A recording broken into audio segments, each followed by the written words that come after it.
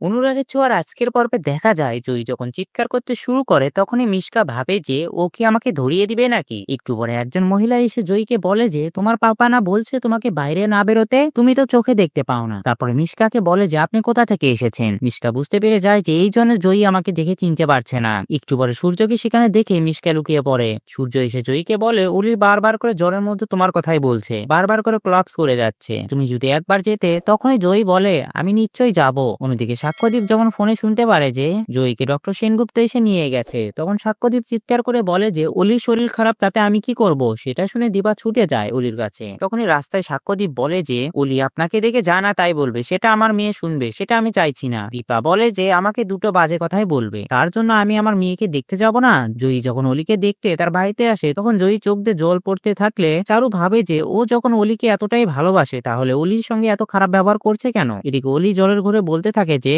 মা আমার সবকিছু খারাপ করে দিয়েছে, আমি মাকে চাই না, মা আমাকে মারতে চেয়েছিল, এখন জয়ীর সাথে বন্ধুত্বটা নষ্ট করে দিয়েছে। জয়ী তারপরে সূর্যকে জিজ্ঞেস করে যে ও বারবার করে কেন বলছে যে ওর মা ওকে মারতে চেয়েছিল। সূর্য বলে যে ও পুরো পরিবারের উপর প্রচন্ড রেগে আছে। এদিকে অনুজা বাড়িতে এসে উর্মি আর তার মাকে শুনিয়ে শুনিয়ে বলে যে চারুর সঙ্গে দেখা করে এসেছি, মেয়েটাকে দেখে মনে হয় যে ও সংসার করতে চায়, দীপার মতন জেদি নয়। তখনই উর্মি প্রতিবাদ করে বলে যে আমার দিদি শুধু জেদটুকুই দেখলে তোমরা। ওদিকে সূর্যর বাড়িতে ডাক্তার এসে বলে যে অলিকে সুস্থ করতে ঘুমের ওষুধ দিতে হবে, অনেকদিন থেকে ওর মাথায় একটা স্ট্রেস গেছে। যেটা শুনে জয়ী মনে মনে ভাবে যে তুমি তোমার বাবার কাছে ভালোই আছো, তাহলে তোমার এত কষ্ট কেন। আর তোমার মাথায় কেউ কি ছোট থাকতে এটা ঢুকে দিয়েছে যে তোমার মা তোমাকে মারতে চায়। তোমার উপরে আমার অনেক রাগ আছে, কিন্তু অসুস্থ মানুষের উপর আমি রাগ কি করে করি। তো বন্ধুরা, ভিডিওটি কেমন লাগলো কমেন্ট করে জানাও, আর এমন গসিপসে আপডেট পেতে আমাদের চ্যানেলটি সাবস্ক্রাইব করুন।